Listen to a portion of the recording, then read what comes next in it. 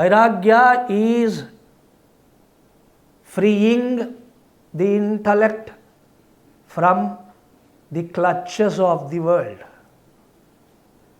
helping buddhi to objectively see at the world. Objectivity is called vairagya. ఏది ఏమిటి అని గుర్తించేందుకు, తెలుసుకునేందుకు, తద్వారా ప్రపంచము నుండి కించిత్ దూరంగా ఉండగలుగుటకు, ప్రపంచాన్ని నిరసించుటకు కాదు, ధిక్కరించుటకు కాదు, అవహేళన చేయుటకు కాదు, మరేమీ కాదు, కించిత్ దూరంగా ఉండగలుగుటకు, ప్రాపంచిక బంధనము నుండి